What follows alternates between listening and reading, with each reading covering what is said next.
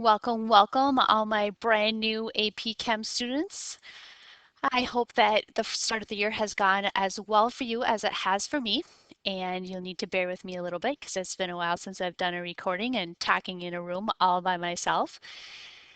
I hope that you'll find this format good for you and that you will use it. So the first thing we're going to do is we're going to talk about our AP Chem review, how many sig figs are in each of the following.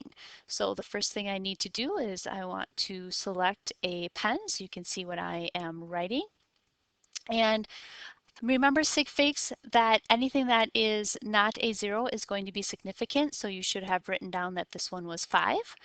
And if we take a look at letter B, all of these zeros in front are now going to be placeholders, so I really only have 2 significant figures. Remember, a 0 after a whole number is going to be significant when it's after a decimal. However, in this one, they are not after a decimal, so everything is significant here. This zero is in between 2 whole numbers, so this is going to be, again, 5 significant figures. Here, I have zeros in between whole numbers. I have zeros after a decimal point, so this one is actually going to be 6 sig figs. Okay, if I round this to 3 significant figures, you should have on your answer 100 with a decimal point, or you also could write down 100 with a line over it. Remember, that also shows significance. Here, I would write down 3 significant figures. These zeros here are not significant. This is my first number that is 2 and 3. Now, if I take a look at this one for 3 significant figures, 1, 5, and 6, you are not done yet. Remember, you have to write down the rest of the number. 1.56 times 10 to the 5th is very different than 1.56. 3 significant figures, I go 1, 2, and 3. Look at the 4, that's not going to do anything. So it's 8, 8, 5, add in the placeholder. So that would be 3 significant figures. All right, if we take a look at the next problem, you should have read this. We know that density is equal to mass over the volume. And we know that the mass of our substance measured out in a was a liquid measured in a graduated cylinder was 38.5 grams divided by the volume, which was 45 milliliters. And if I take a look here, I have 3 significant figures. Here I have 2. So the correct answer is going to be 0.86 grams per milliliter.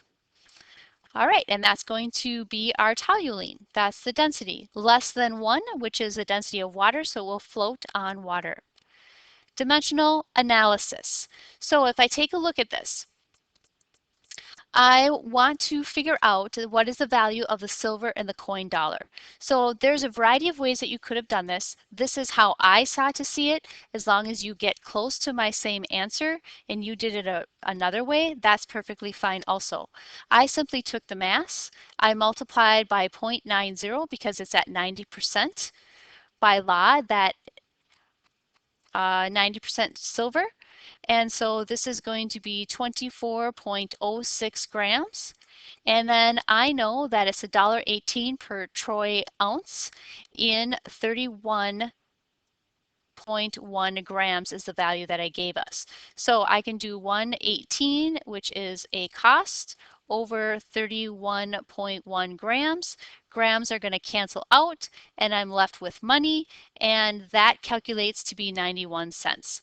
So if you did it a different manner and you're very close to 91, 90, 91, 92 cents, you should be just fine.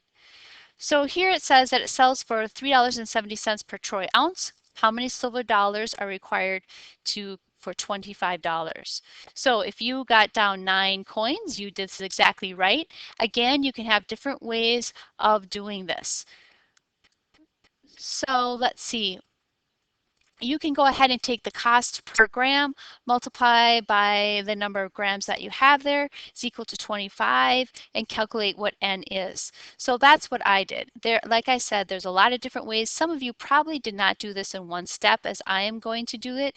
Whatever makes sense to you. You guys are good problem solvers. So I have the money and the cost per gram. I multiply it by my 24.06 grams I know that each coin has.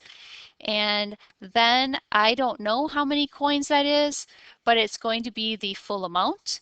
And so this has to be equal though to my $25. And if I go through and solve this, then I was able to figure out that n was equal to 8.73, and I obviously cannot have 0.73 of a coin, so it's equal to 9. Okay, other side, we're doing a little bit of conversions. You sounded in class that you were pretty confident with that. If I have 1 gram and I'm going to milligrams, this should be 1,000. Don't forget sig figs. I have 2 right here, so I'm going to put a line over that to signify 2 significant figures. If I'm going from milligrams to kilograms, I'm going to be moving 6 spots, so this would be 0.0010 is my correct answer there.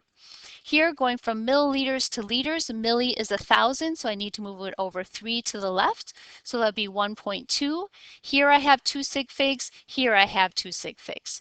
And then again, going from liters to kiloliters, kilo is a bigger number, so that's why my number is going to get smaller, and I need 2 significant figures. So those are the correct answers there.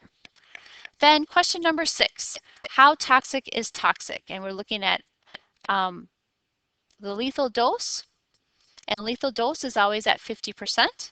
So how many grams of table salt can be consumed before reaching the lethal dose of sodium chloride? So I started with a 3,000,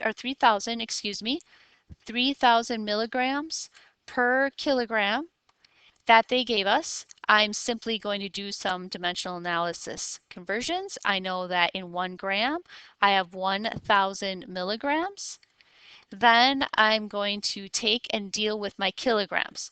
So I know that 1 kilogram is equal to 2.2 pounds. And I know that I have 100, this is based on a 150-pound person.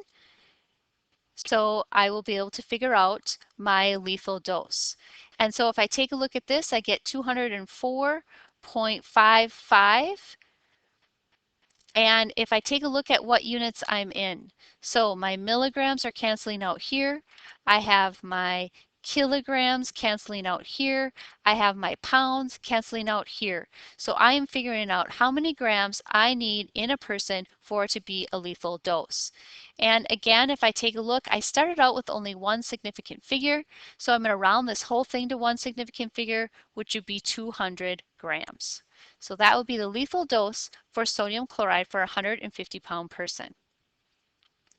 All right, now caffeine, lethal dose of caffeine. I'll do the same exact thing. I'm going to say I have 192 milligrams per kilogram. I know that in 1 kilogram, there is 2.2 pounds. And I know that 1 cup is equal to 140 milligrams, which was given in the problem. And again, it's based on a 150-pound person. So if I take a look at that, again, I can see what has been canceled out. I canceled out my milligrams. I canceled out my kilograms. I canceled out my pounds. And I'm left with cups. How many cups is going to be the lethal dose. And if I go around and do my calculations, I get an answer of 93.5. Again, depending upon how you do it, your answer might be a little different than mine. It looks like I'm given 2 significant figures, so I'm going to have to drink 94 cups before I reach the lethal dose of caffeine. Let's hope we don't need that much caffeine to keep us awake in AP Chem. All right, so this part right here, I don't need to go through the answers. You have a gold sheet. Just go ahead. Just try to start memorizing a little bit more. You are not going to have these gold sheets on your AP exam when you take it in May. I will not be taking it away from you anytime soon, but you need to start thinking about some of those cations and anions. And again, it's the more common ones that we normally use. All right, I hope you have an awesome day. I hope you were able to access this. Have a wonderful night. Get lots and lots of rest, and I will see you soon in class.